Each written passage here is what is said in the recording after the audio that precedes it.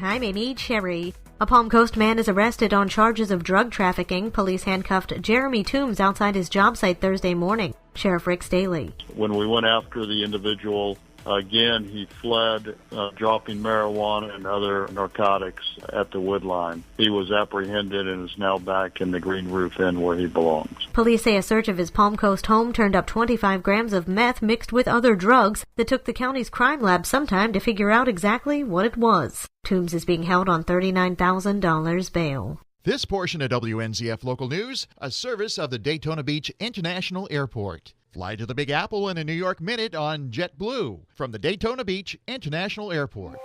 2 Flagler County residents have been charged with election fraud, John Arking reports. 56-year-old Victoria Stalling of Palm Coast was arrested Tuesday and booked on felony charges of making false election statements and election fraud by an unqualified voter. Then on Wednesday, 66-year-old Walter Hoback of Flagler Beach was arrested on the same charges. Both have since been released from jail. According to a charging affidavit from the state attorney's office, Stallings lost her voting rights following felony convictions in 1983, 1994, and 1997. After unsuccessfully attempting to register to vote in Volusia County in 2008, she was able to register in Flagler County in 2012 after falsely claiming that she was able to legally vote. Officials said she then illegally voted in the November 2016 elections. Hoback turned himself in late Wednesday morning, although details of the charges against him remain unclear. John Arking, Flagler's Morning News. Flagler County residents now have a more streamlined way to get on the voter rolls, Ben Smith explains. On October 1st, the state of Florida launched the website registertovoteflorida.gov.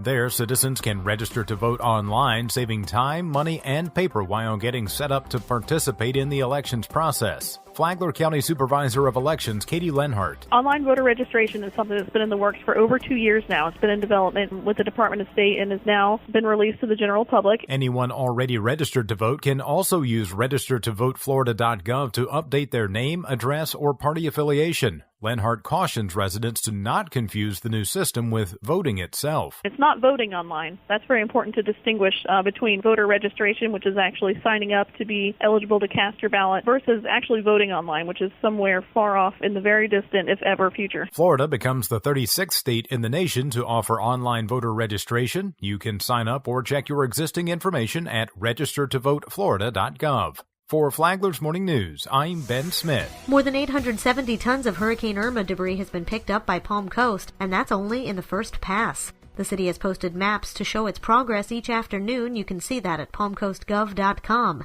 Both Waste Pro and Public Works crews are working around the clock to get the city cleaned up. The city has rented extra vehicles to get the job done quicker, but full cleanup is still several weeks away. You're asked to continue to separate your debris from your regular trash. That said, your regular trash pickup has likely been delayed due to the storm. If your trash wasn't picked up on its regularly scheduled day, just leave it by the curb until they get to it. And now you're up to date on Flagler's Morning News. I'm Amy Cherry.